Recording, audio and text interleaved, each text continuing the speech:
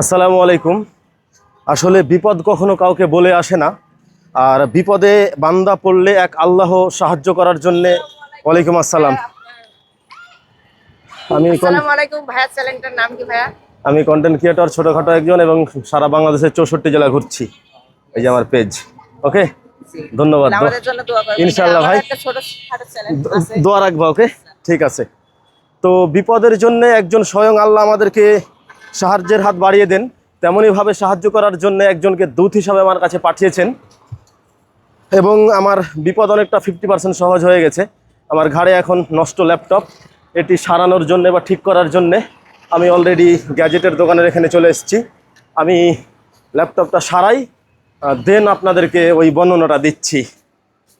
ওনাকে অনেক জানাইলাম কালকে থেকে। ঠিক আছে ভাইজান, দোয়া করবেন। হ্যাঁ, ওকে ভাই। তো যা হোক, আমার শেষ পর্যন্ত ল্যাপটপটা সারাইলাম, এবং এখানে সারাতে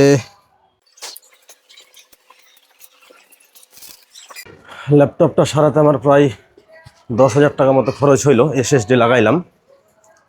এখন বিষয় হচ্ছে যে আমি কিভাবে আমার এই বিপদটা 50% সহজ হয়ে গেল, বা আল্লাহ কাকে আমার কাছে দূত হিসাবে পাঠিয়েছেন। গতকাল রাতে প্রায় যখন 11টা 20 মতো বাজে, তখন আমার নাম্বারে আননোন নাম্বার থেকে একটা ফোন আসছে। তো আননোন নাম্বার থেকে ফোন আসছে, দেন আমি রিসিভ করলাম, এবং নাম্বারটা আননোন নাম্বার বলতে নাম্বারটা বাংলাদেশি না, অন্য একটা নাম্বার কেমন জানো। তো আমি রিসিভ করলাম। রিসিভ করার পরে ডিরেক্ট সালাম দিয়ে আমাকে বলছে, ভাই মাইন্ডেড বলছিলেন? জি, মাইন্ডেড বলছিলাম। তো ভাই, আমি মালয়েশিয়া থেকে বলছিলাম, আপনার চাঁপাইনবাবগঞ্জ জেলারই সন্তান। ওই যাক, আলহামদুলিল্লাহ, আমার জেলার মানুষ আমাকে ফোন দিয়েছে। তো বলছে, ভাই আপনার দেখলাম আপনি একটা সমস্যায় পড়েছেন বা বিপদে পড়েছেন, তো আপনার ল্যাপটপটা সারাতে কত টাকা মতো লাগতে পারে? আমি বললাম যে 8 থেকে 10,000 টাকা মতো। উনি ইনস্ট্যান্ট আমার কাছে বিকাশ নাম্বার চাইলো, ডিরেক্ট, কোনো কথা ছাড়াই, যে অনুগ্রহ করে কি আপনার বিকাশ নাম্বারটা আমাকে দেয়া যাবে। আমি ফার্স্ট অফ অল দিতে চাইনি, যে একজন মানুষকে আমার বিকাশ নাম্বার কেনই বা দিব বা কি। তো উনি এক প্রকার অনেক জোর করে বা রিকোয়েস্ট করে অনেক কিছু বলে আমার বিকাশ নাম্বারটা নিল। দেন আমি বিকাশ নাম্বারটা দিলাম। বিকাশ নাম্বারটা দেওয়ার কিছুক্ষণের ভিতরে, 1 মিনিট সর্বোচ্চ, আমার নাম্বারে কিছু টাকা ঢুকেছে। আমি অ্যামাউন্টটা বলছি না, কিছু টাকা ঢুকেছে। কথা বলতেই আছি, এর ভিতরে টাকা ঢুকছে, আমি দেখলাম টাকা ঢুকছে আমার বিকাশে।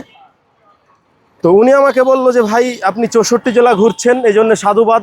অনেক বড় একটা আপনার প্রজেক্ট বা বড় একটা লক্ষ্য নিয়ে মাঠে নেমেছেন। এখানে হাল ছেড়ে দিলে হবে না, বিপদ আসবে, বিপদকে অবশ্যই বিপদ আসবে, সেই বিপদ মোকাবেলা করে আপনাকে এগিয়ে যেতে হবে। তো উনি আমাকে একটা বুদ্ধি দিল যে, আপনি ক্রাউড ফান্ডিং শুরু করেন, বিপদে পড়তে পারেন বা সমস্যা হইতে পারে, আপনি ক্রাউড ফান্ডিং শুরু করেন। তো আমি ভাবলাম যে ক্রাউড ফান্ডিং, ভাই ক্রাউড ফান্ডিং করলে কি বাংলাদেশে এখন আপাতত এই জিনিসটা মূল্য দিবে? যদিও বিদেশে ভিনদেশে চলছে, কিন্তু এখন কি বর্তমানে আমাকে এই বিষয়টাতে কেউ মূল্য দেবে? তো উনি আমাকে বললো, ভাই মূল্য কে দেবে না দেবে সেটা আপনার বিষয় না, আপনি জাস্ট একটা ক্রাউড ফান্ডিংয়ের ঘোষণা দেন। 100 জন দেখলে তো একজন হইতে পারে, 1000 জন দেখলে তো একজন হইতে পারে। আপনার তো শুভাকাঙ্ক্ষী আছে, আমরা তো আপনাকে ভালোবাসি। দেন আমি চিন্তা ভাবনা করলাম যে আসলেই কি এই জিনিসটা করা যায়, বা এই জিনিসটা করা সম্ভব? মানুষ কি আমাকে সাপোর্ট করবে? তো এখনও আমি এই বিষয়ে কোনো সিদ্ধান্ত নেইনি, বা এই বিষয়ে কোনো প্রকার কোনো কিছু ভাবিনি।